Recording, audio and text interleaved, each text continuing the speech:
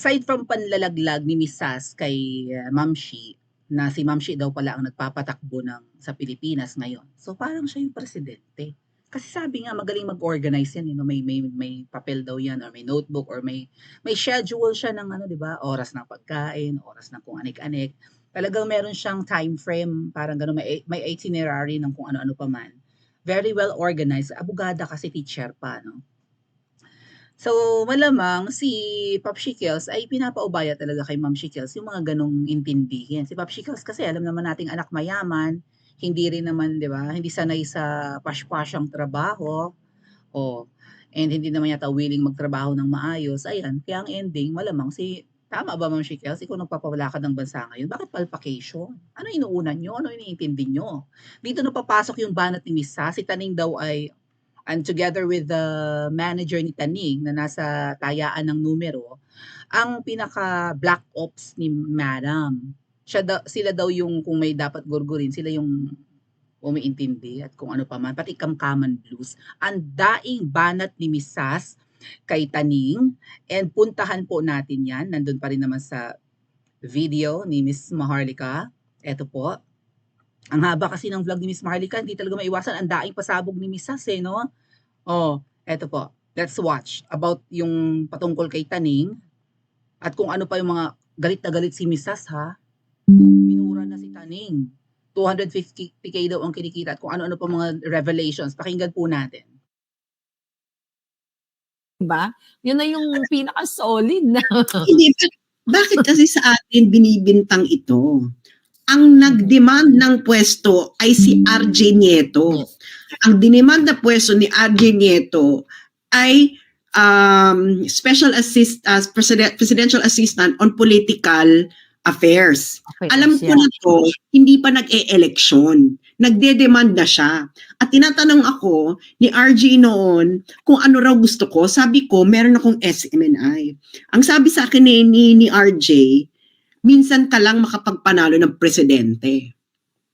Sabi niya, kukunin na lang kita bilang USEC ng presidential assistant. USEC niya. Yan ang kanyang pinagsasabi. So sinabi niya, okay na raw kay Lisa at okay na raw kay Martin Romualdez. Kaya alam ko kung sino ang mga power brokers dyan. Kasi yun ang hiningan niya ng consent. Si Lisa Marcos at si Martin Romualdez. So okay na raw yan, kasado na.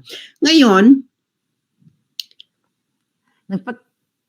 nagpatay na nga ng barong yun kay Abel. Nagpatahi ka na ng barong, RJ Nieto. Niloloko mo ang mga readers mo. Sinabi mo sa readers mo, tinanggihan mo dahil gusto mo mag-aral, hindi mo tinanggihan. True. Inurong ang offer sa'yo.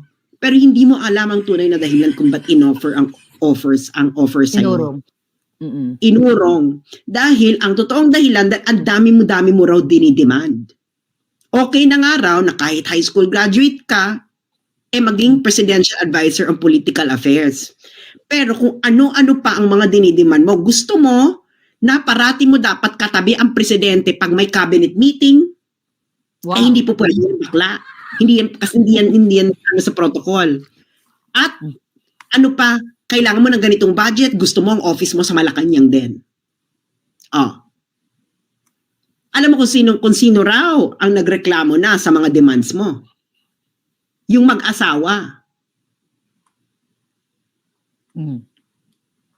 Ngayon, niloloko mo yung mga viewers mo na tinanggihan mo, hindi mo tinanggihan.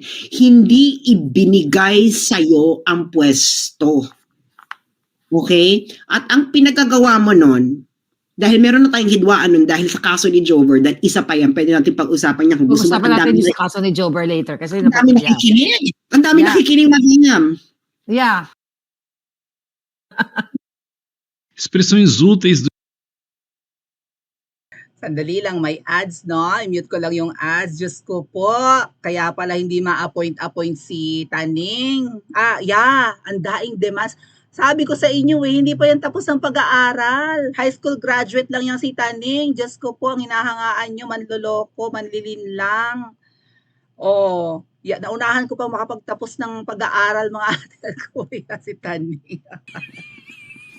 Kaya nga nag-aaral sa Loni doon para siguro ma-qualify na. Tapos, bino mo yun, high school graduate, nakatungtong naman ng UP, syempre. Pero ang daing demands, kailangan katabi lagi sa cabinet meeting si PBBM para siguro makapag-picture-picture siya lang. Nakabito siya ng Pangulo, di ba? Tigas ng mukha. Demanding, tapos may gustong specific na sweldo, gustong opisina katulad ni Enrile na sa Malacanang din ay ibang level ang demand ng aklang ito. Pinayaman nyo na talaga yan mga OFWs. Let's listen again to Miss Sas. Ang dami niyang pasabog. Affairs, yun po ay demand. That is a return for what they did for the couple. Ngayon, hindi nga niya nakuha. Di ba? So, anong naging what's this? Di ba sabi niya, marami daw siyang naipon because of the blogging. Nauubos yan, just die, tumira ako ng Europe. Alam niya, alam ko as a blogging world na hindi ganun kadami ang pera. Hindi milyon-milyon. tumira ako ng Europa, no? At ang pinakamahal na lugar sa Europa ay London. Tapos nag-aaral siya ngayon. Wala siyang negosyo, wala siyang vlogging, tapos he can afford na mag-aral. It's pabalik-balik sa Pilipinas. Oo, pabalik-balik. Ang mahal ng pamasahe. Oo, baka naka-business class pa. O hindi ka natin alam, baka naka-diplomatic passport yan eh. So ang ano niyan is, RJ, huwag ka nang magtago. Huwag ka nang magtago sa likod ng maskara mo. Yeah. Dahil it's no use.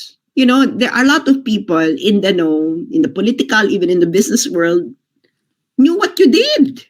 You know what you did to them, to me, to other people. Kasi ang RJ, this is your problem eh. Your problem really is you cannot be contented. Okay? Meaning, insatiable si Taning. Insatiable. Fancy word. Hindi makontento, sugapa, ganid, sakim. Let's listen.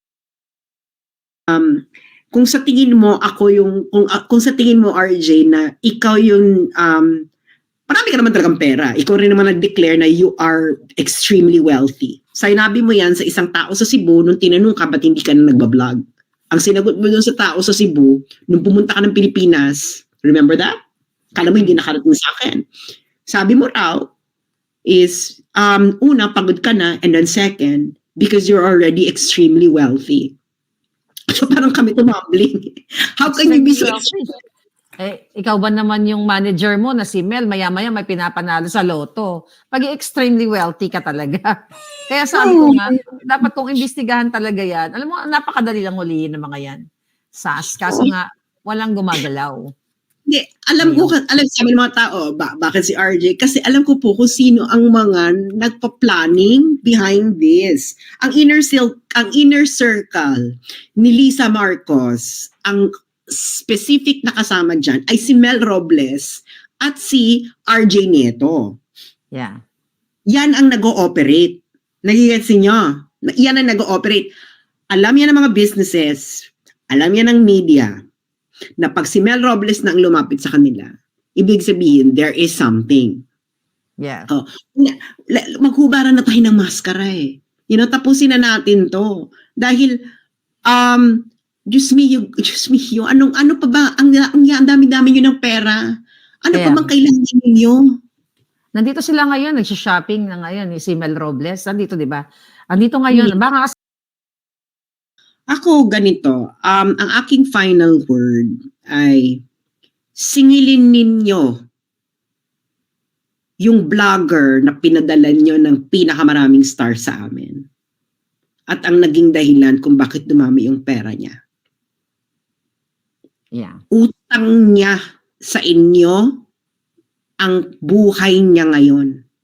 Hindi niya utang na loob yan kay Lisa Marcos dahil hindi siya lalapitan ni Lisa Marcos kung wala siyang 2 million followers. Kaya may 2 million followers si RJ Nieto dahil kay Duterte. Yeah. Totoo naman yan ah. Kaya singilin niyo siya, nasaan na siya ngayon? Nasaan na yung makabayan, na pinipresenta niya sa inyo na DH ng mga DH at chuchu unicorn rainbow utot-utot. Asan na yan? Utang na loob niya sa bawat isang OFW kung nasaan siya ngayon. Tangina mo, RJ. Ay, pwede ba yan? So, okay lang. Jutang din na. Utang Gina na, RJ. Utang na loob niya sa bawat isang OFW ngayon, na ang bawat isang OFW ngayon na nagbigay sa iyo ng pera, ngayon ay nangangamba na kung yung anak ba nila o kamag-anak nila ngayon ay malululong uli sa droga. Wala ka ba konsensya? Singilin niyo siya. Kayo ang nagpayaman kay RJ Nieto. Kayo ang may dahilan kung ang bakit ang mga politiko ay lumalapit sa kanya para i-endorse niya. At naniningil siya ng milyon-milyon. Kaya nga siya extremely eh. Yeah. Doon pa lang sa election pa lang naniningil na siya. Singilin ninyo si RJ Nieto. 'Di ba? Kayo, siya naman talaga ang pinayaman ng maraming tao, 'di ba? Siya totoo naman. Dahil ako dati admin ako ni RJ. Grabe. Ang tinutukoy niyang ninyo na maniningil kay Taning, kayo pong mga OFWs. Kasi every time nagla-live yan, ang laki-laki ng pinapakulay. Or yung stars sa Facebook, di ba 2 million ang followers? Biro mo 2 million followers. Kapag nag-live yan, ang daming nanonood, tapos ang daming nagpapakulay. Kulay yung stars. Stars kasi doon sa Facebook eh. Hindi ko ina-activate ang Facebook ko o sa higpit ang mga yan. Di ba marami nga akong nararanasang suspension dyan. And di-activate pa nga yung account ko. So, hindi ako interesado mag-vlog sa Facebook. Ayun nga, itong dalawa. Huwag na tayong lumayo. O yung dalawa, binura sa Facebook ng tuluyan. So, hindi ako kampante sa Facebook, pero si Taning namamayagpag dyan. At grabe daw magpakulay pala ang mga OFWs. O yan, pakinggan ulit natin. Ang stars ni RJ umaabot ng 250,000 before. 250,000 pesos sa isang live. Singilin ninyo. Kung hindi dahil sa pagpipresenta niya na makabayan siya at chuchu, hindi siya magkakaroon ng audience. Hindi walang audience, hindi lalapit sa kanya ang mga politiko. Gagamitin lang kayo ni RJ Nieto, ni Ray Joseph Nieto para sa kanyang pansariling interes. At nagamit na nga. At nagamit na. Kayong mga, dahil sa DDS, kaya siya nagkapangalan. Kayo ang nagpayaman kay Thinking Pinoy. Now, it is time na singilin ninyo siya sa kanyang pagpipresenta ng makagiging makabayan dahil ang kanyang ginagawa ay nakikisabwatan siya sa pinakakorap na gobyerno ngayon. Diba? Sabi niya lalabanan niya ang mga korap. Nasaan na siya ngayon? Hindi ba yan ang pinangako niya sa inyo? Kaya niyo siya binibigyan ng pera para bigyan niyo siyang proteksyon? Oh. Nasaan na siya ngayon? This is the greatest con man right now. Yeah. It's Thinking Pinoy, Ray Joseph Nieto. Alam mo RJ, isa pa, bibinggo ka na sa akin. Alam mong gagawin ko sa'yo. You will just know. No? I will not announce it, but isa pa, bibinggo ka sa akin. Dahil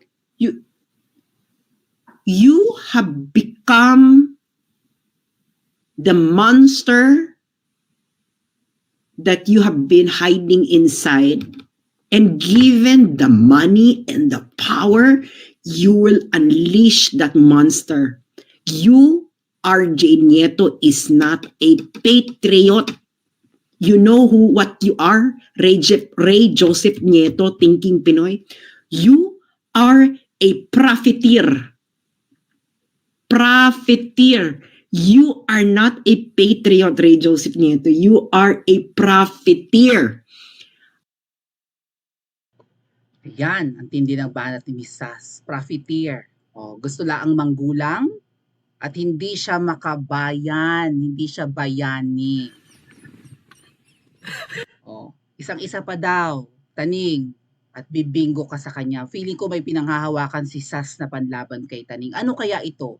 Baka pulburon video rin, malay natin, di ba? Aabangan nyo ba? Paki-comment po sa comment section at mag-like and subscribe din po kayo.